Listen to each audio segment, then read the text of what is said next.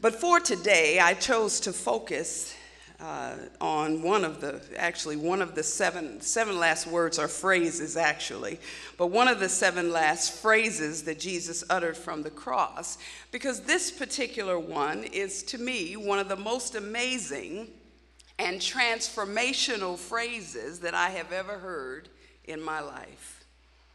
I don't care how long I live, I will always be in awe of a God who forgives so freely. Time and time again, I have to return to the gospel story and relive the reality of Jesus' life on earth and his experience with the people to understand just how trivial some of the things I worry about really are. Jesus' story always reminds us that we have a power in us that is so much stronger than any of us can really imagine. That God can work miracles in our lives in the most vulnerable and painful areas just by spreading love in places that seem dark and dead. Yes, Jesus' last words are words we should always remember, and words we should all try to make a part of our vocabulary and our daily lives if we ever want to be true followers of Christ. Father, forgive them, for they know not what they do.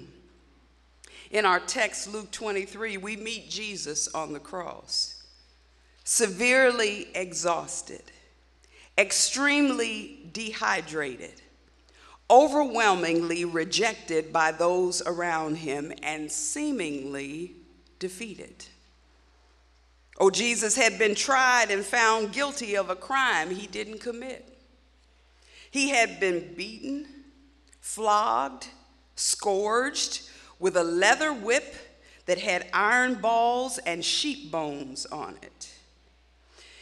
And this was a possible remedy to a problem that Pontius Pilate had in the face of an angry mob of Jewish people who had been provoked and wanted to see Jesus dead.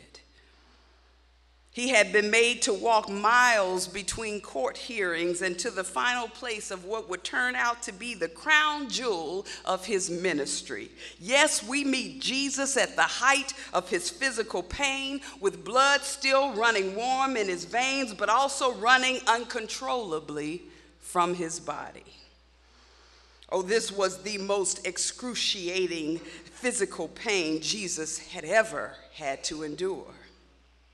But not only did he endure physical pain, emotionally and psychologically, he endured the rampant false accusations, mean-spirited condemnation, and pervasive taunting and provocation. Oh, he was faced with people whom he loved, who hated him. People he had prayed for who shouted, "Crucify him."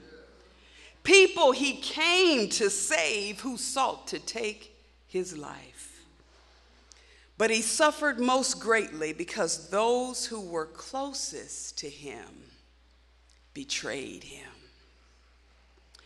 Oh, he was placed on a cross between two convicted criminals, confirmed wrongdoers, who flanked him on the left and on the right, with the central position being reserved for what was supposed to be the most heinous criminal of the three, Jesus, the man Jesus.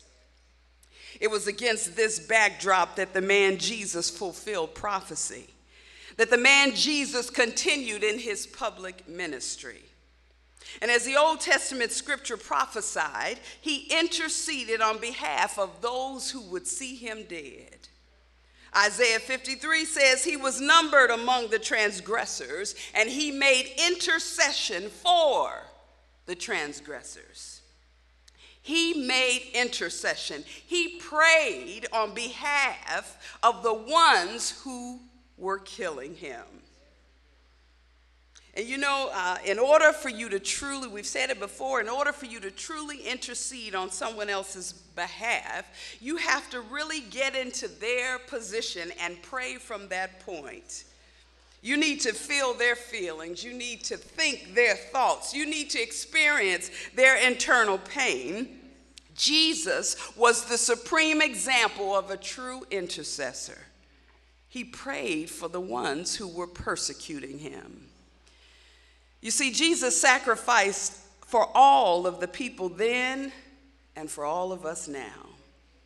He sacrificed for the criminal on his left, and he sacrificed for the one on his right. He sacrificed for the officials and the chief religious dignitaries who gambled for a piece of his clothing. And he even sacrificed for the ones who mocked him, telling him, "Save yourself.